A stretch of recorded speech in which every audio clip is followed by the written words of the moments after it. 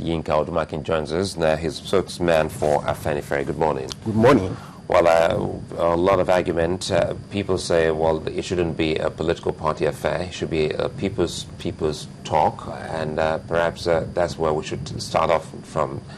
Do you think that the talk from different political parties is necessary? People would rather want people of different ethnic nationalities to be speaking concerning the national conference. Well, I think that for this is the first time we're going to have a national conference in this country. Because from 1922 up until Obasanjo's political reform conference, we never had a national conference. People are mistaking constitutional conferences for a national conference. Constitutional conferences are specific about drafting a constitution. We've at times moved some go-no-go areas, but for the first time, we want to hold a national conference. So it's a business of the nationalities who have to decide if they want to live together and under which constitution are they going to constitute. It's when they are writing constitution that cannot be talking of political parties, interest groups coming and play their interest. But political parties as constituted presently, in fact, they will constitute a diversion at the conference. And there is nobody that's in any party that does not have a nationality where it comes from, or he or she comes from. In fact, when the Soviet Union collapsed, everybody went back to their states. They didn't collapse into trade unions, into political parties, into their nationalities. So it's a conference of ethnic nationalities in the main, but other interest groups can be represented. But mainly, we need a national conference of ethnic nationalities. So the political parties should not even be mentioned? No, they have no business at the conference. So from the position of things now, do you think we're on track?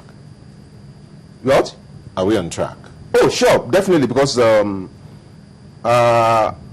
the skeptics have raised so far are not about the question of, they are not objective fears, they are subjective fears. Okay, is it sincere? Let's look at one of those fears. One of the fears is the constitution of that committee. Yeah. There are questions as in, what is the criteria for the selection of that committee?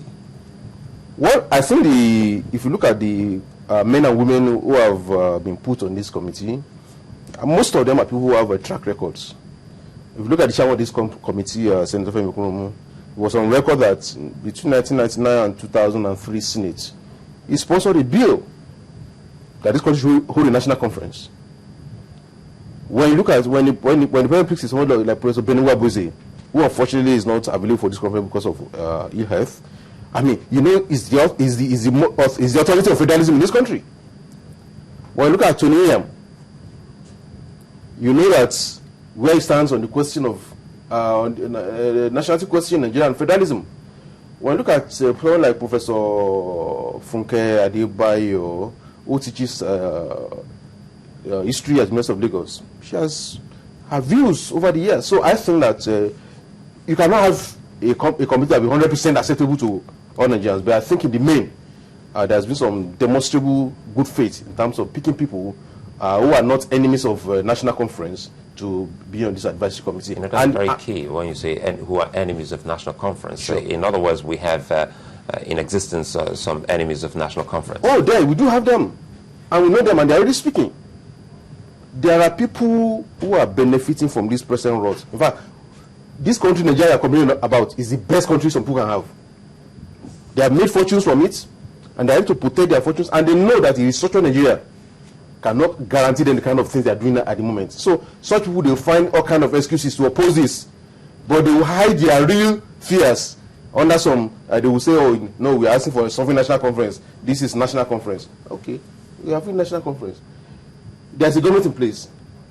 For those of us who have worked on this project for well over 20 years, when we say national conference, sovereign national conference, we are not saying that if you're having a conference and there's an existing government in place, dissolve that government. We are not anarchists. The sovereignty we are asking for is that the sovereign people of Nigeria are coming to discuss. Once they finish their discussion, the sovereignty of it is that the decision of that conference will not go back to Mr. President.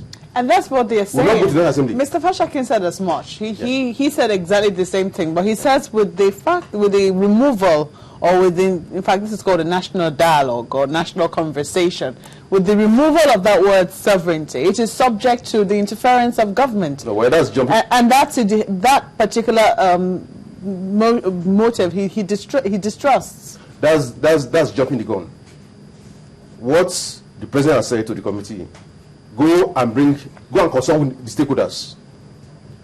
Give me your report. It's, if you read his speech carefully, he said it's after that will determine the nomenclature and the modality for the conference. So why don't you let him die before you bury him? So it's not entirely late to even call it a sovereign. Sovereign national conference. But some of us are not even insisting on sovereign national conference.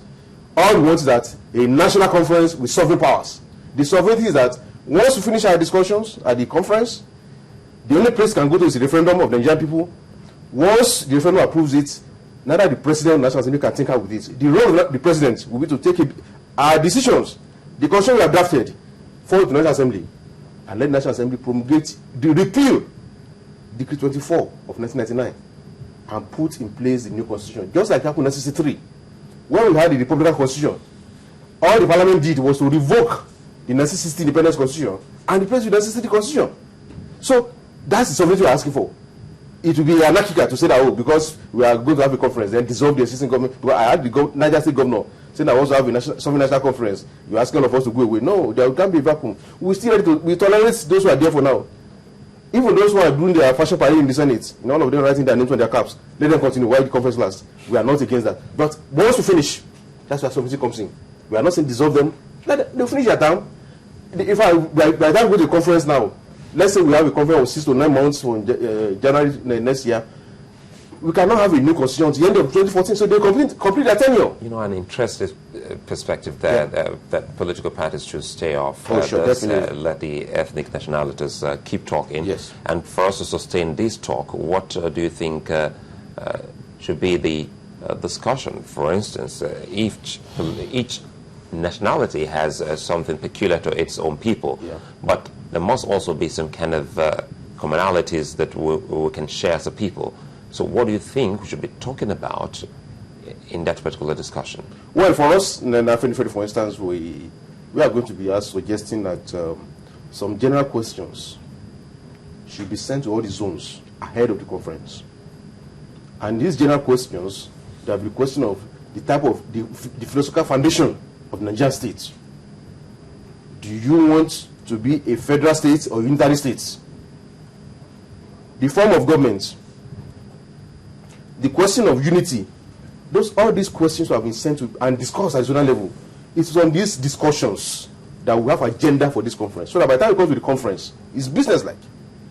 We're starting with the question of, okay, every nationalities, do you still want to continue to live together? Because when Lord Gad coupled this country together in 1914, the nationalities not having any say.